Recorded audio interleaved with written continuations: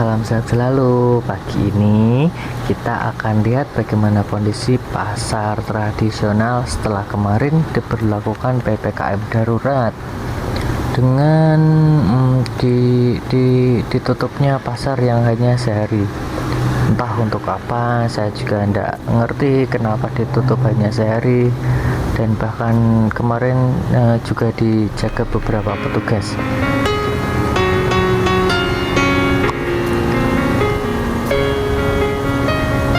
Nah, kita sudah hampir sampai nih. Dapat kalian lihat, belum sampai saja ke pasar sudah ramai penjual dan pembeli. Ini saya berangkat sudah agak siang ya.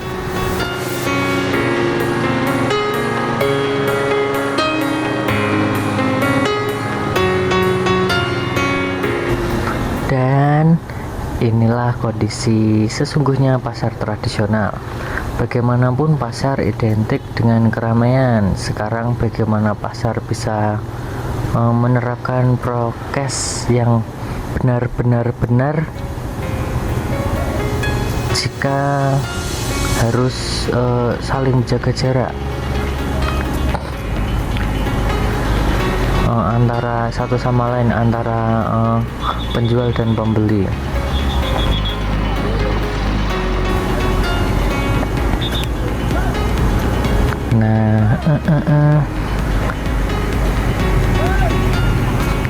Nah, next pasar berikutnya kita hanya akan lewat saja ya, di pasar Merak dan Ambarawa. Sekali lagi kita hanya akan lewat saja tanpa belusukan seperti kemarin.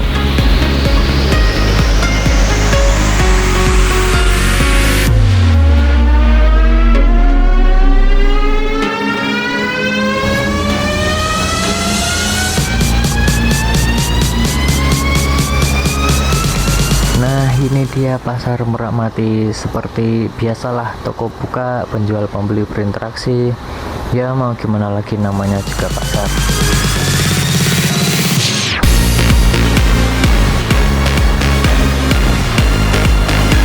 Nah, kawan bro lur, saya pernah membaca sebuah artikel bahwa mengebut itu dapat mengurangi angka kematian akibat COVID. Dan lebih efektif jika kalian tidak menggunakan helm. Dan jangan ditiru ya bro lur guys, tiru saja yang baik, yang jelek jangan. Jika tidak ada yang baik, jangan ditiru sama sekali. Nah, selanjutnya yuk mari kita ke pasar Projo Ambarawa. Mumpung cuaca cerah, nanti kita pulang lewat Bandungan saja ya.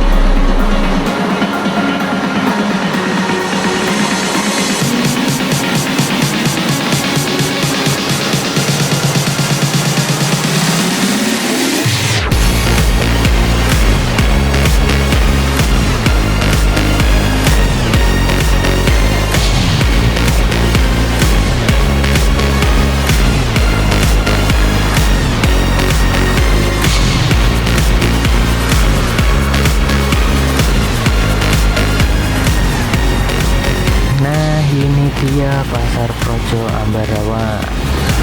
Pembangunan pasar ini dan dilebarkannya jalan cukup efektif, dan menurut saya sangat efektif lah untuk membuat jalan lancar dan tidak menimbulkan macet. Hanya kadang angkot-angkot yang kadang membuat macet. Semoga dapat lebih ditertibkan ya. Oke guys, kita lanjut ke Bandungan. guys, lur kawan, menurutku dampak yang mengerikan dari pandemi ini adalah dampak sosial bermasyarakat. Loh, kok bisa? Dari ketidakpastian, kebingungan, dan keadaan darurat yang diakibatkan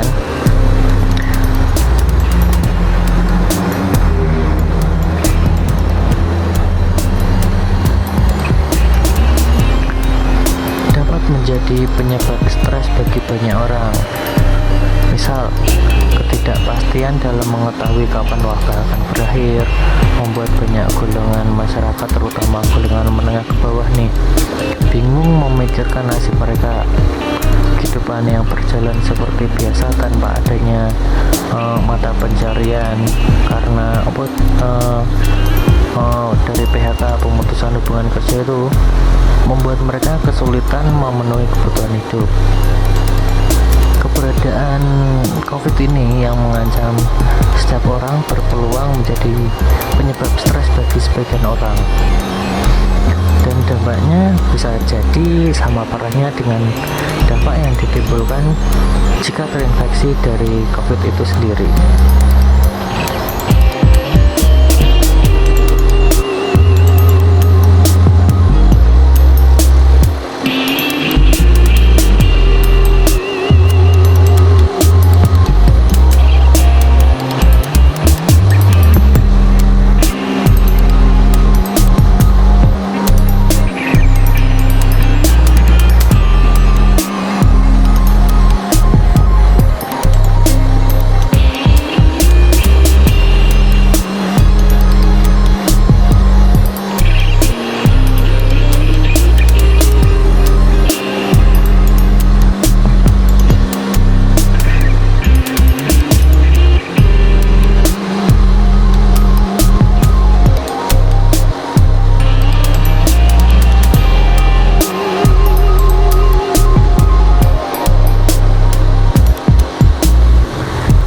Selain itu, dampak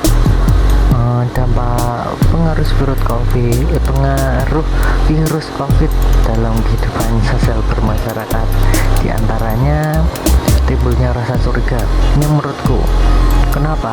Dari hilangnya rasa kepercayaan terhadap orang-orang yang ada di sekitar kita atau yang baru kita kenal, kita menjadi saling curiga lah. Ini OTG apa ini sudah terjangkit dan lain-lain.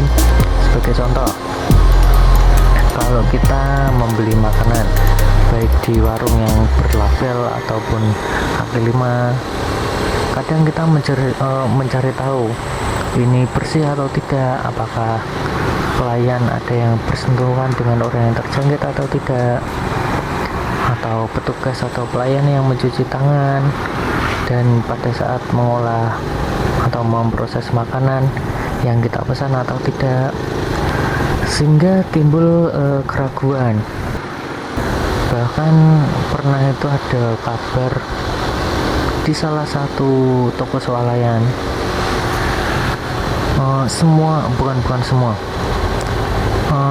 sebagian pelayannya sudah terjangkit dan pada akhirnya swalayan itu ditutup sementara. Check the mic and make sure it sound right, boys.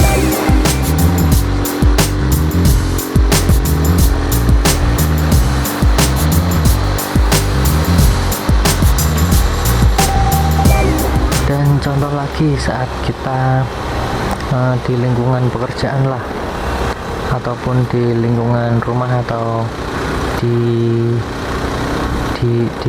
lingkungan masyarakat setempat kita, kadang kita sudah enggan untuk berjabat tangan meskipun mereka adalah orang tua, sebagaimana yang diajarkan kepada anak-anak untuk selalu menghormati yang lebih tua. Namun situasi saat ini mengharuskan kita untuk menghindari jabat tangan dan harus menjaga jarak.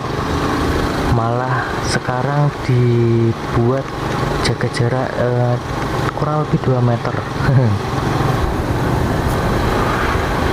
Dan imbauan dari pemerintah untuk lockdown dan atau karantina mandiri di rumah masing-masing dengan meliburkan aktivitas tatap muka di sekolah, perguruan tinggi dan perkantoran tidak semua mematuhinya. Seperti yang saya lakukan sekarang ini, ngevlog sana sini. Tapi puji Gusti saya sehat. Nah, kembali lagi ke pembahasan awal kita. Bahkan ada yang menggunakan waktu karantina mandiri untuk menikmati liburan. Sekolah-sekolah tutup tapi tempat hiburan, tempat wisata malah dibuka. Nah, ini kan menjadi sebuah, kalau menurutku, sebuah hal yang terlalu kontras lah. Mendingan sekolah-sekolah dibuka, tempat liburan atau tempat wisatanya yang ditutup. Nah, hal ini tentu menjadi masalah bukan hanya untuk diri sendiri tetapi juga masyarakat, untuk orang lain ya.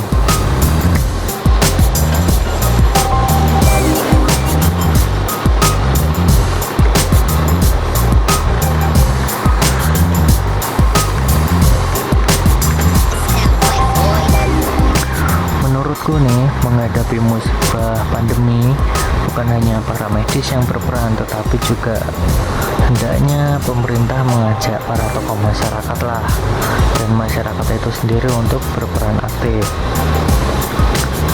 sehingga masyarakat merasa tenang dan tidak dihantui oleh berita-berita yang menakutkan.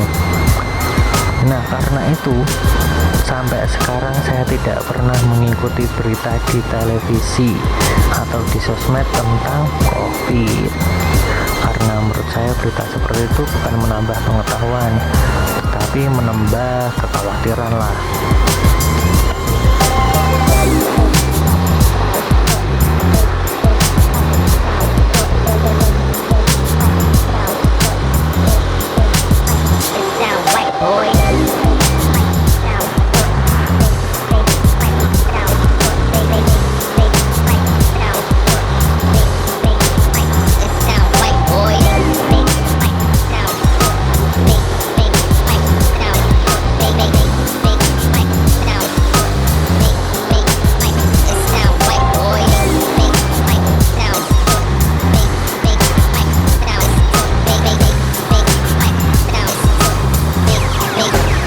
It sound right, boy.